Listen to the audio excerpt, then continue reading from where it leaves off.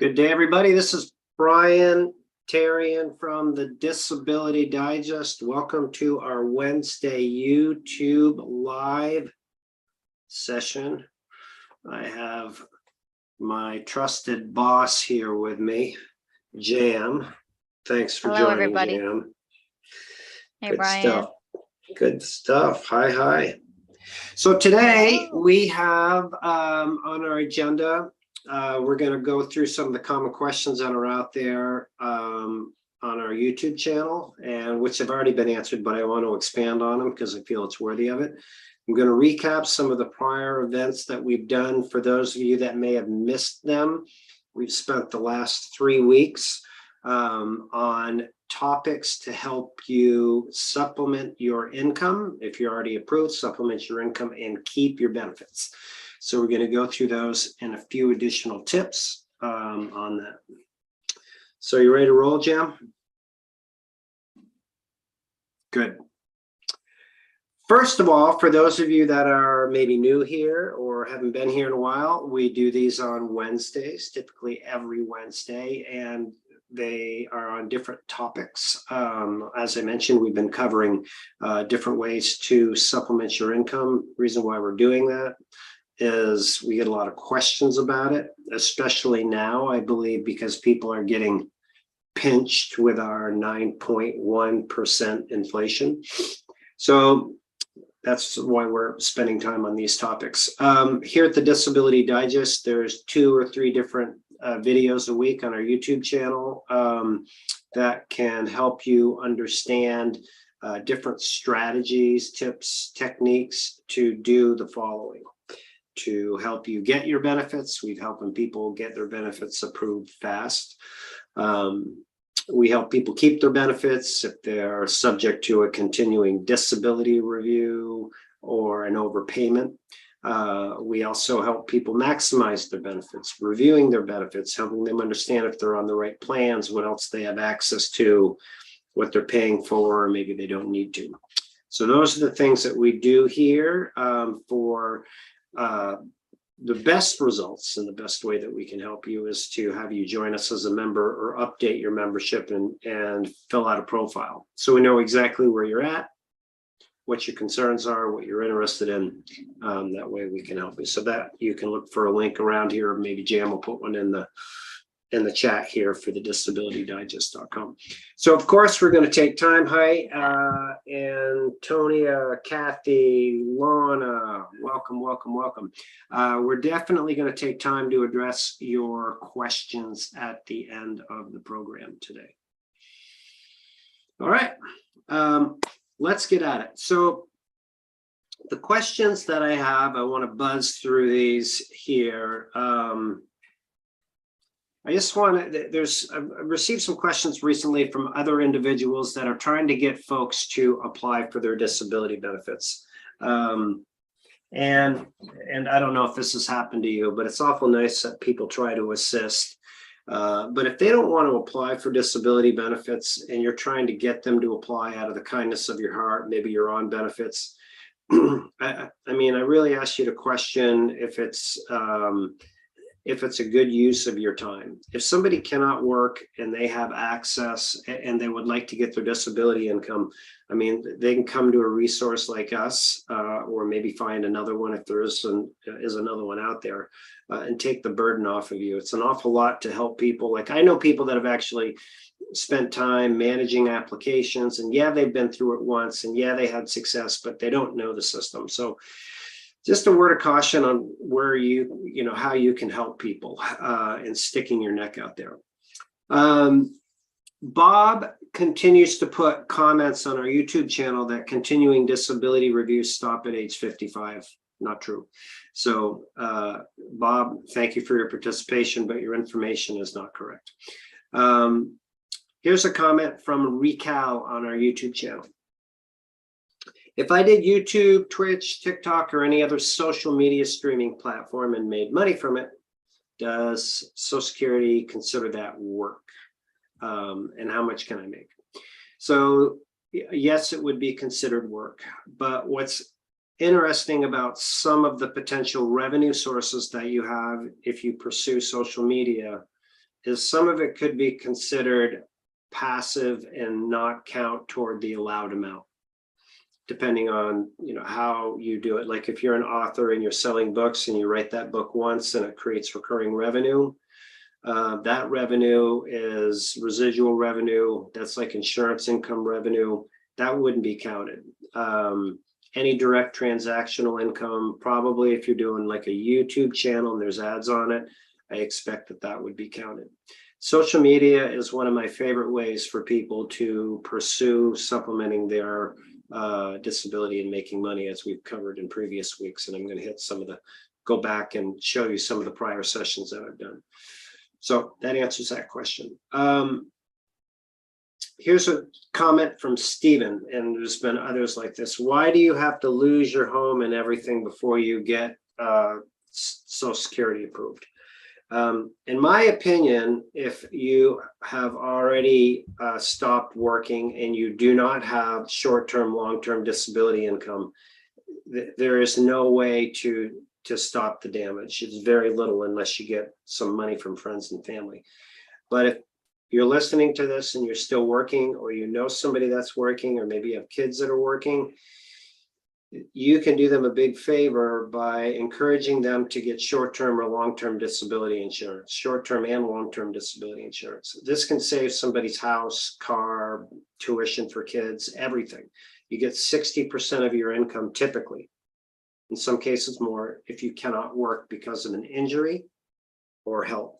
And it doesn't cost a lot of money. I mean, we provide that service here at the Disability Digest. We can help you quote. We can send you a website where you can quote on your own. But, you know, if you're earning $50,000, you could probably get 60% of your income covered for $150, $180 a month. It's not a lot considering the catastrophic damage that happens to people when they stop working and they have no income. Okay.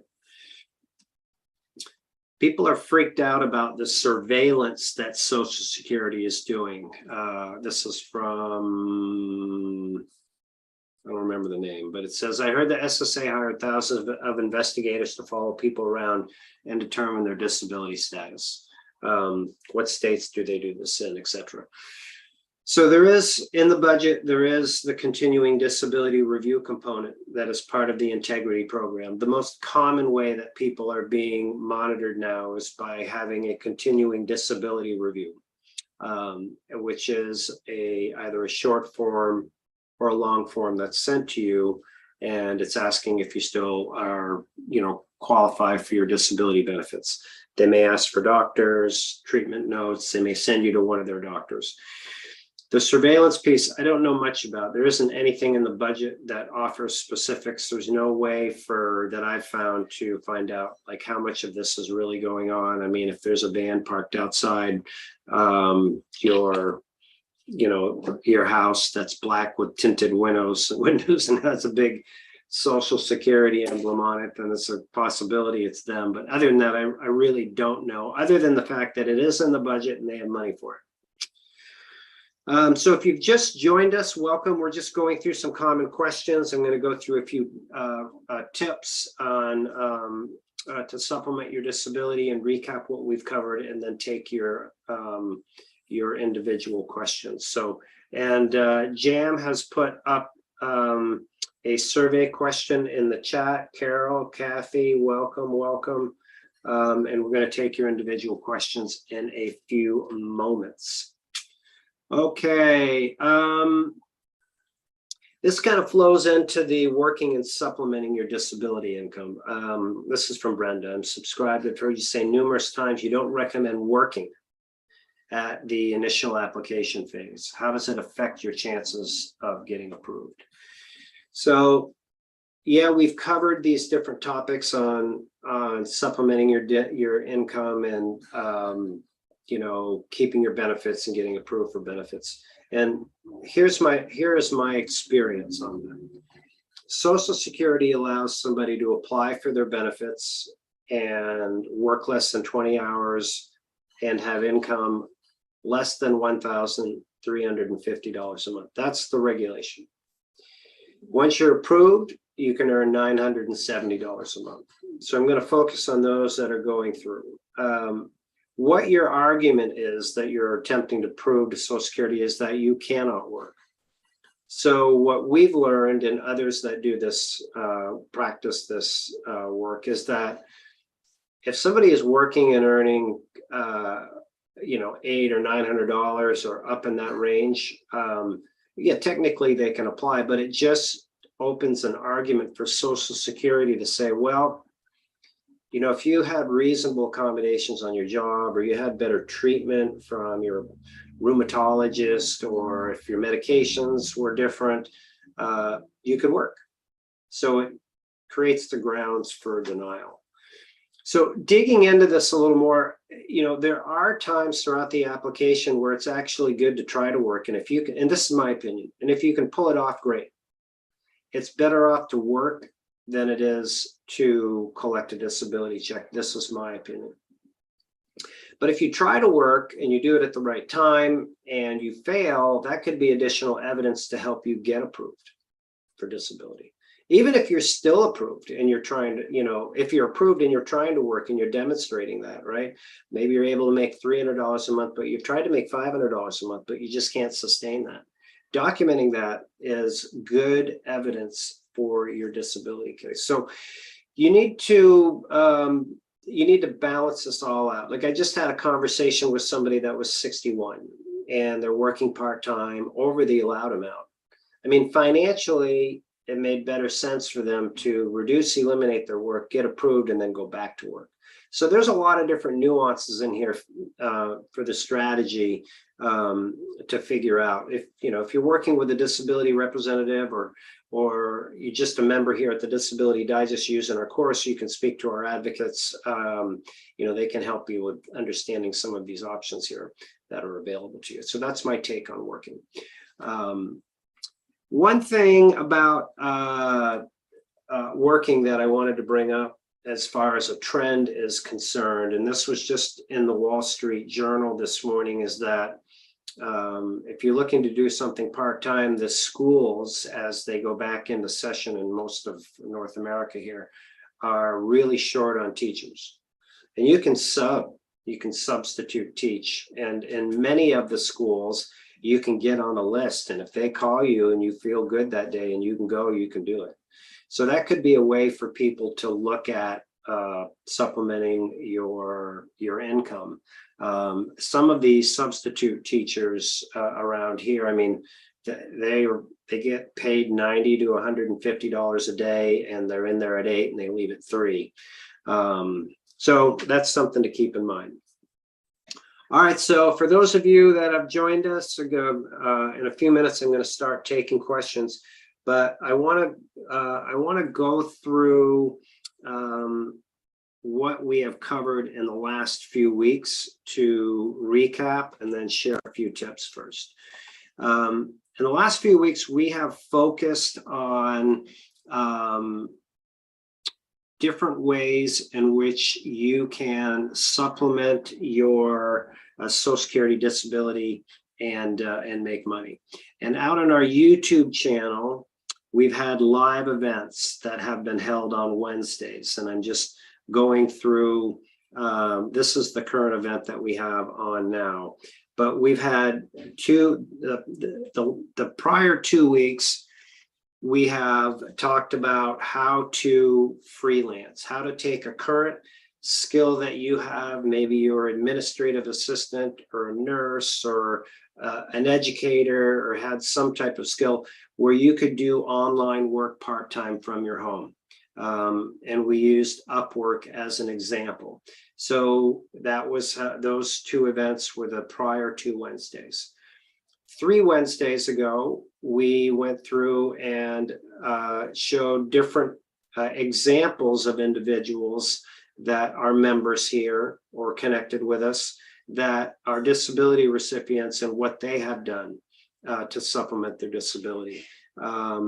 YouTube channels, websites, working at Centers for Independent Living, doing other advocacy work. So that was 3 weeks ago. So those are some of the resources that you have access to. If you cannot find those by going back on our YouTube channel and just typing in the word Wednesday and the subject line, or live, the word live in the search, then just put a note in the comments below this and tell us what you're looking for, and we'll point it out to you.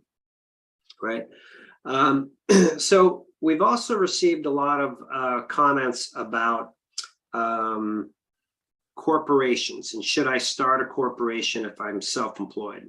So I'm just going to play this quick video snippet, and then I'm going to elaborate on it and come back to it for a moment. Every single American can save $10,000 a year if you listen to what I'm about to tell you. File yourself an LLC, which you can do through any online platform. As long as you show reasonable effort to starting a business, you can expense your Wi-Fi, your cell phones, your gas, certain meals, and then you can take that off of your taxable income as an expense for business that you were trying to create. And so you take that as a loss in the business against your regular income. Anyone can do this. Okay, so let's dig into this a little bit. If you are a disability recipient, especially if you have a spouse that is working and there's taxable income, and you start a business, as Alex profiled here, you can write off current expenses, things that you're already, likely paying for, and you can reduce your spouse's taxable amount. Simple strategy to stretch your check.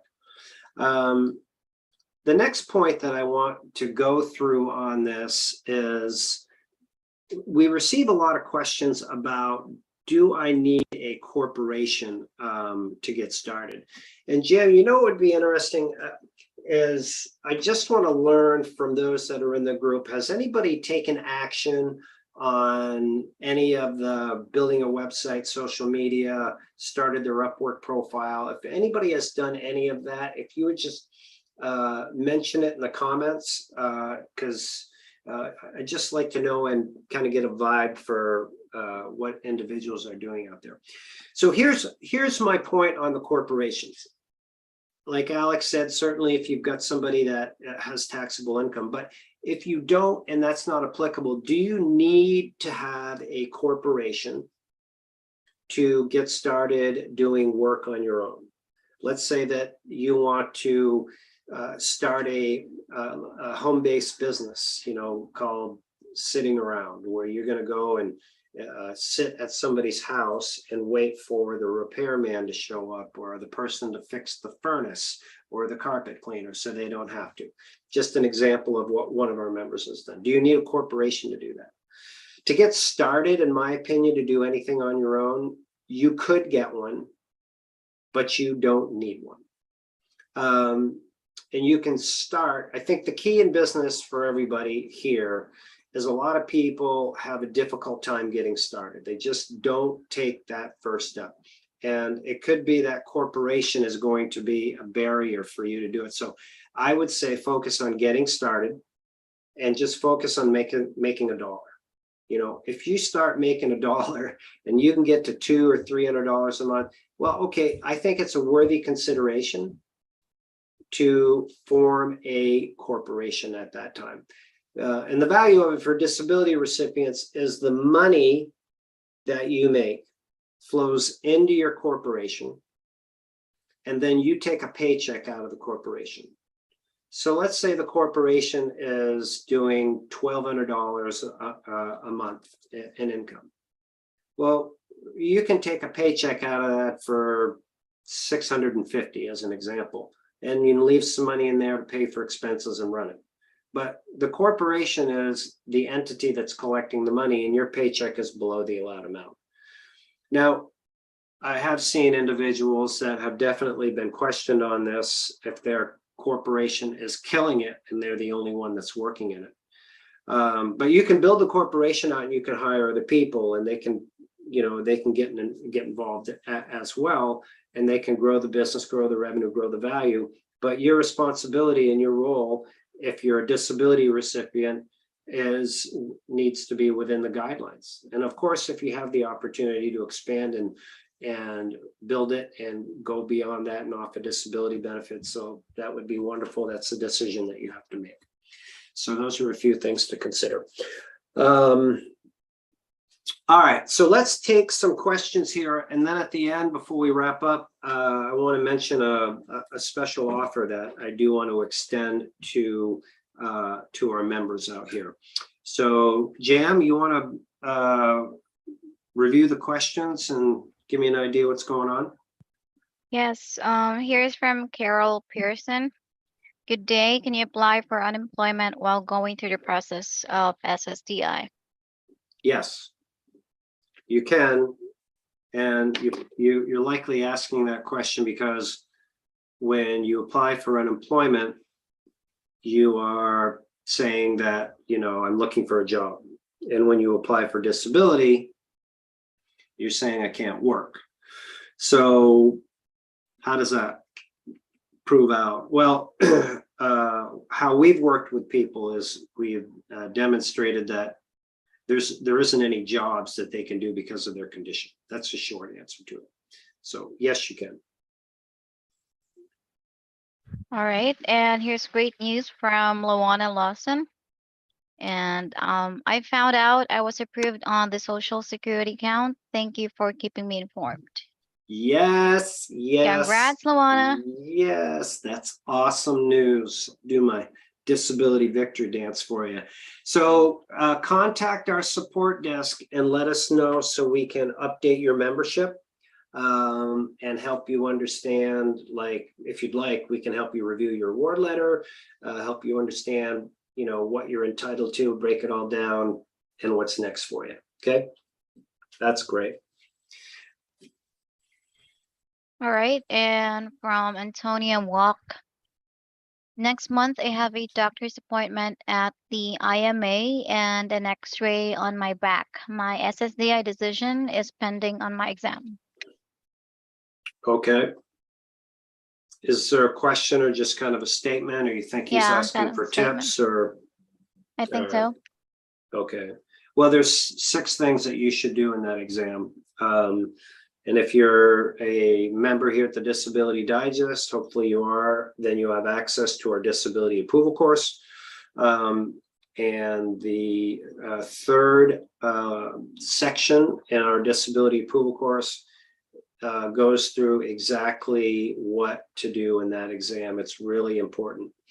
One tip I'll give you is, well, actually, I'll provide you with 2, is you want to bring validation of your medical records. Either bring, ideally, we've had people bring in like a paper copy of it and say, here, this is what I'm, what my conditions are and what you should evaluate me on.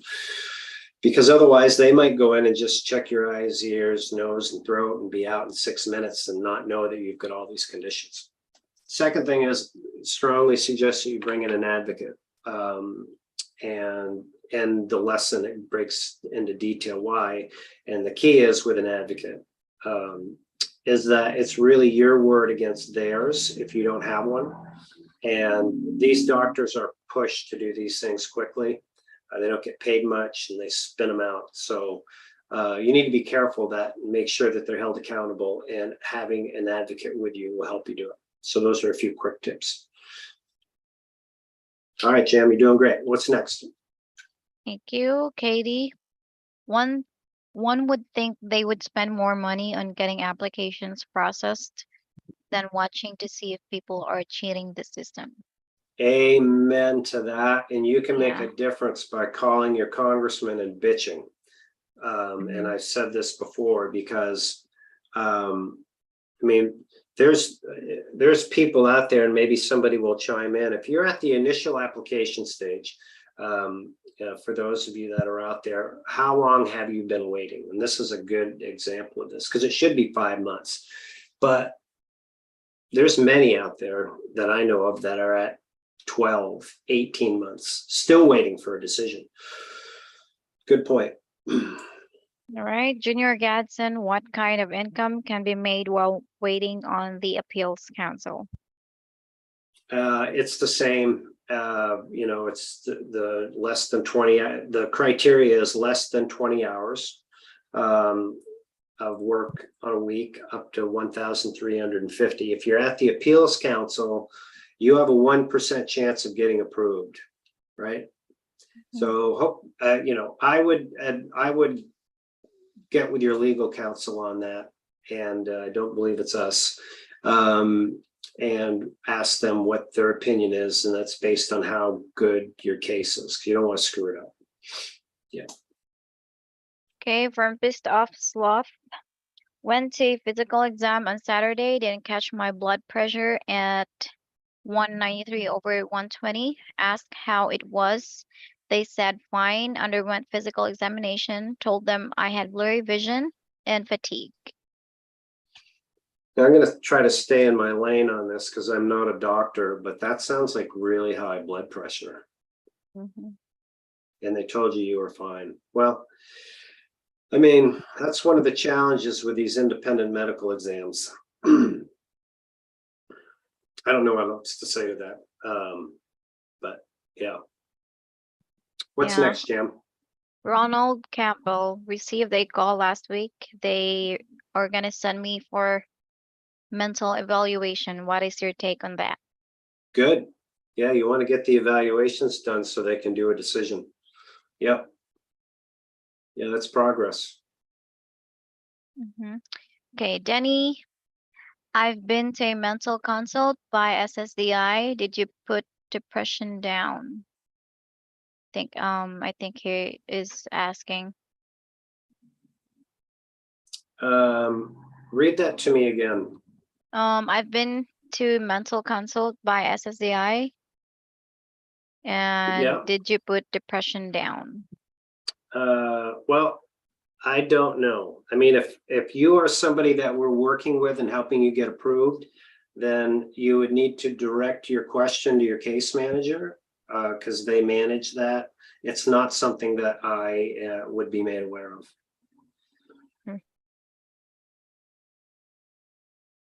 All right, Katie, I'm in reconsideration at 4.5 months now.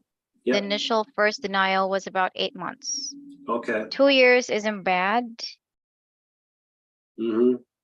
So 8 and 4, right? Well, good luck at reconsideration. Hopefully you've got everything in place, your doctor's support, all your evidence, right? So you can maximize your chances of winning. Make sure also that on the initial application, like they had all your doctors that were evaluated. So if you had 5 doctors, they had all the medical records. Your chances of winning at reconsideration are 11.7%. And if you just appeal it and don't provide any reasoning why, like I just mentioned, then you know, you're not going to get much out of it. So give it your best shot.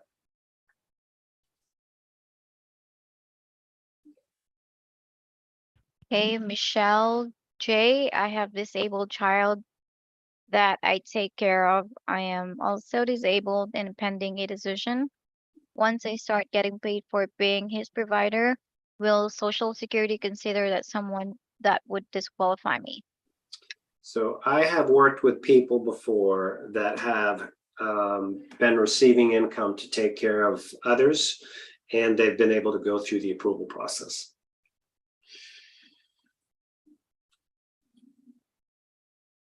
Okay, that's it for now. Okay, great, good. Was there anybody that had indicated that they've taken action on efforts to supplement their income? Did we see any comments Yeah, like that? some comments say donating plasma. All right. Okay. I don't know much about that. But I will say this, for those of you that are out there and listen for the last few weeks,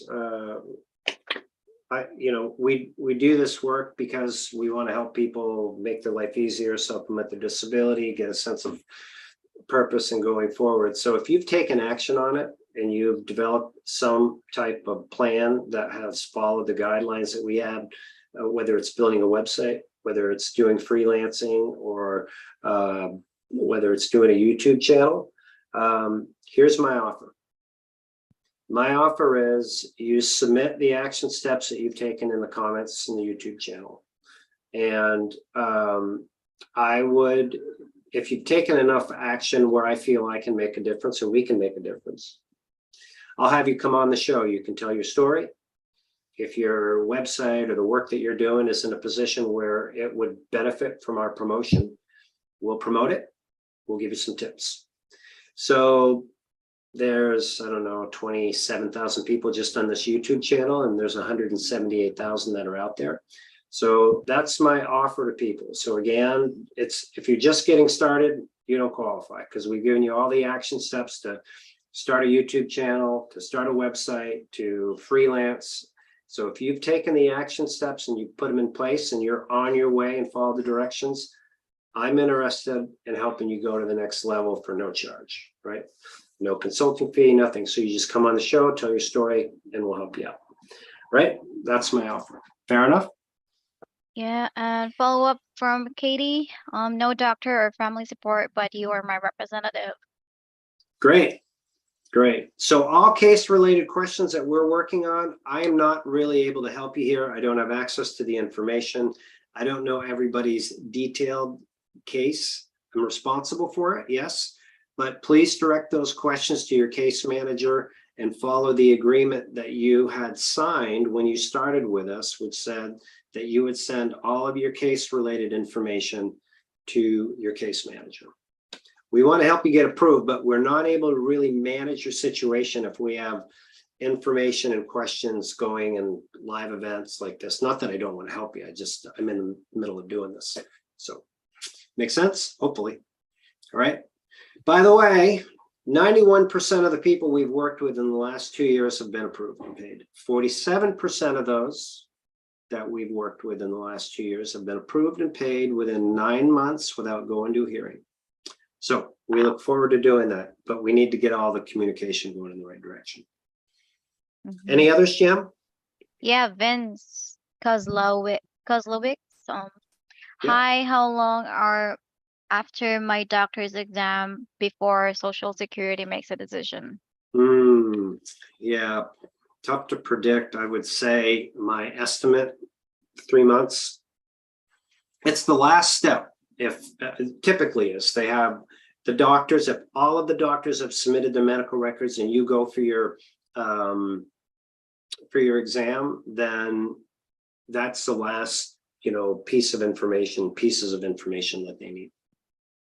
Okay, and here's information from Bobby about plasma.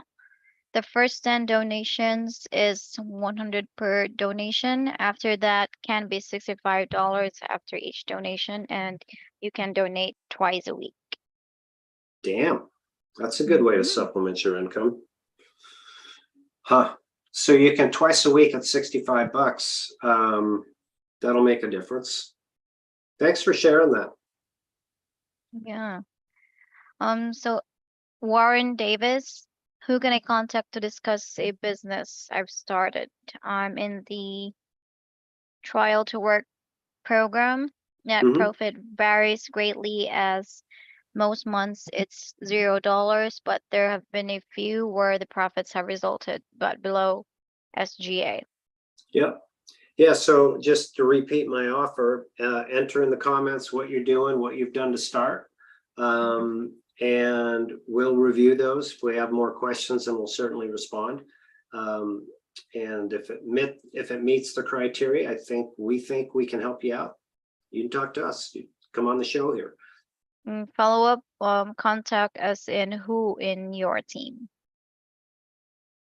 So just in the comments in the YouTube channel. So after this video is done, you can go below it. You can enter a comment on this or any of the other videos that you've watched, and that's where it will be viewed first. That's step one.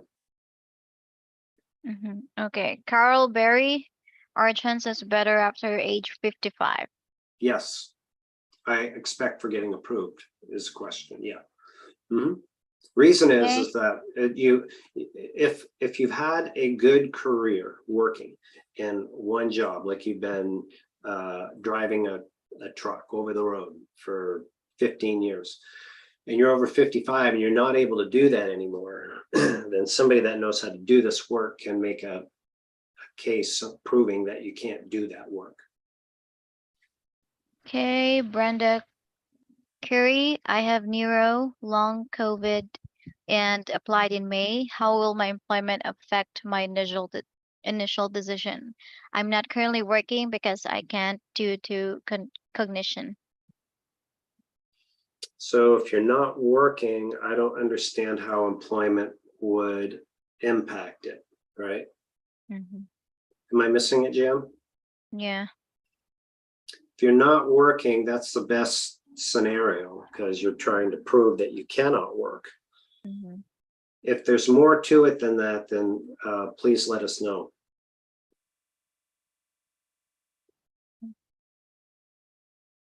Okay, we've covered everything. Cover them all? Okay, Mhm. great.